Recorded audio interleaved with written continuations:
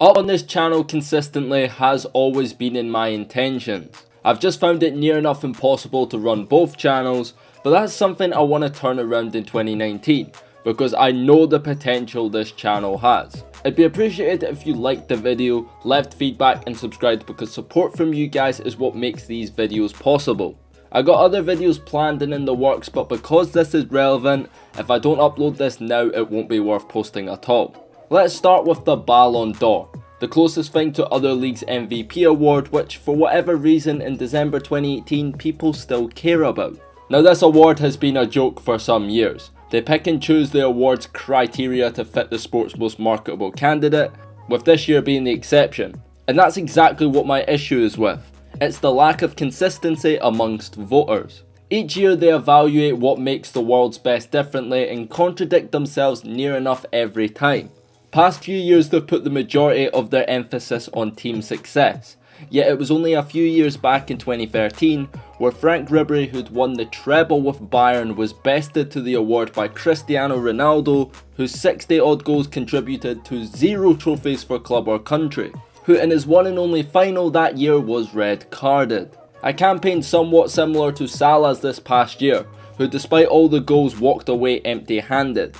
That's just one of many examples. Not to take anything away from the seasons both those players had, I'm strictly referring to the inconsistencies amongst voters. So yeah, the Ballon d'Or hasn't been something to take seriously for a good couple of years now, but it wasn't until the most recent ceremony when it became officially a disgrace to the sport. We should refrain from even giving this award the time of day after this past week's travesty. I'd say I was surprised, but I really wasn't, because what do you expect from the Ballon d'Or? Firstly, whatever idiots, whether it be journalists, players, coaches, parents, whoever, should be banned from talking about this sport ever again. Mo Salah had a breakout year, elevating himself from inconsistent to world class. Carried Egypt to a World Cup finals they had no business being in without him. Led Liverpool to a top 4 finish, setting the record for most Premier League goals in a season. And played out of his mind in Europe, taking Liverpool to an unexpected Champions League final that had everything that could have gone wrong not gone wrong, they just might have won. And he came in at number 6. I didn't think it could get more ridiculous than that until I heard Lionel Messi came in at number 5. Meaning in 2018, there was 4 other players who apparently were better individually than Messi. Firstly, there's not 4 players in the history of the sport who are better than Messi, let alone in 2018. The level of disrespect to one of the game's all-time greats is sickening. His greatness has clearly been taken for granted. How does an individual who was the top scorer across Europe with 60 goals to pair with 24 assists and a domestic double that included a near invincible La Liga season, an achievement that Leo was robbed of in his 1-game absence the second last game of the year, after the undefeated Barca chucked it to 17th place Levante?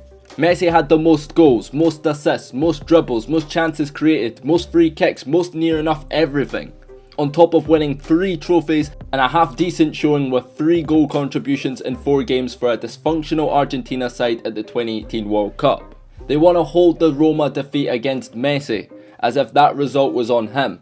Don't have it mistaken, Messi should have done more, but the finger should be pointed at the defence and manager for blowing a 4-1 lead and losing 3-0 to an inferior Roma team. So Messi's Champions League failures are held against him, but nobody's here to mention the fact that Mbappe was nowhere to be seen against Real Madrid, and by that point in the last 16 Griezmann's led Atletico were out of the competition, facing off against Kobenhavn on a Thursday night Europa League tie.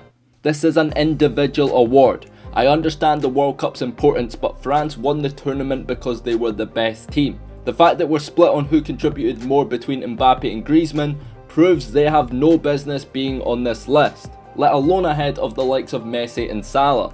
Starting to think the Euro Super League might be the move, because nobody cares for domestic honours anymore. Excluding Mbappe in his League 1 title for obvious reasons, of the other 5 candidates only Messi captured a league title. Modric and Ronaldo stunk up the joint in La Liga last year, coming in at 3rd place, finishing 17 points behind Barcelona and coming in behind local rivals Atletico as well.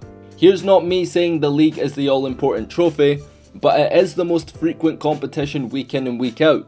20 teams play 38 games against one another, home and away, and the deserving team always wins. How are you meant to be the best player in the world if week in, week out you're not performing consistently at that level? In Real Madrid's case, they are the 3-time running champions of Europe, yet can't even hold it down in their own country. And last season, not even in their own city. And this goes on to my next point about Modric. Ask yourself, was Modric the best player on Real Madrid last year? The Batman to Cristiano's Robin. Which of the pair, CR7 and Luka Modric, was more valuable to Real Madrid's success? We're talking about a guy that scores 10-15 goals effortlessly every Champions League campaign. Let's say this summer Madrid could have only kept one. Gun to your head, who are you keeping, Modric or Ronaldo? Because if Modric is the best player in the world, then why in Ronaldo's absence are they 6 months into the season still awful? As of right now, they're sitting at 5th place and have had some shocking results, losing 3-0 to Eibar and 5-1 to a Messi-less Barca. Meanwhile, Cristiano is high-flying over in Turin and Juve are looking like early favourites in the Champions League. Would we be saying the same had Modric joined Juve and CR7 stayed put in Madrid?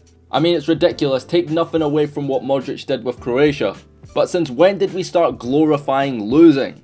He took Croatia to a World Cup final and got their backsides whooped. And let's not act that they didn't have a favourable draw to get there also, playing the likes of Poland and England en route to the final. The first good team they played against, they lost. I remember a few years ago Messi took Argentina to the final every bit as much as Modric did. Lost in the final and won player of the tournament as well. And he to this day is considered a failure at the international level, while Modric gets his hands on a Ballon d'Or for basically the same reason. Over in the NBA, players are ridiculed for losing in the finals. LeBron for many is eliminated from the GOAT convo because of it. Meanwhile, in our sport we celebrate it, but only sometimes because we hold different players to different standards. Another thing we see in the NBA is voter fatigue. LeBron's again been the consensus best player in the NBA for close to a decade, yet he hasn't won the MVP award since 2013.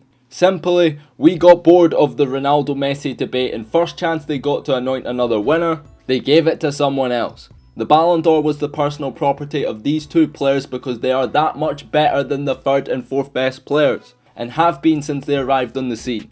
If you had a pick of any player in the world to start your team with, even based on their performances in the past year, are you taking Modric, Ronaldo or Messi? Personally, I'm taking the Neymars, Hazards and Mbappes of the world before Luka Modric.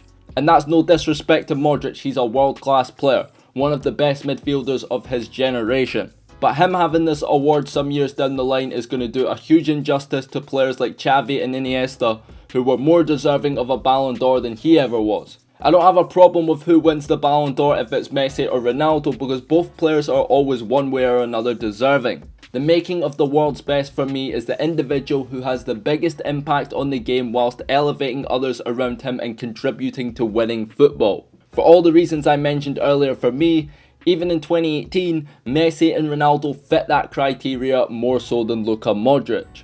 It's all a joke, but Messi coming in at 5th is the biggest travesty. Starting to think with Pele's comments also, which I might have to make a video about too, he might have become the most disrespected player in the world. You mean to tell me there was 5 players better than Lionel Messi this year, and Luka Modric was more valuable to Real Madrid's Champions League success than Cristiano Ronaldo? This is absolutely ridiculous.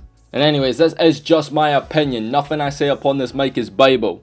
And if you disagree with me, I'm more than keen to hear your thoughts and feedback down below in the comments. If new around here, be sure to like, subscribe and turn on notifications. Check out the main channel if you haven't already, and I'm out, peace.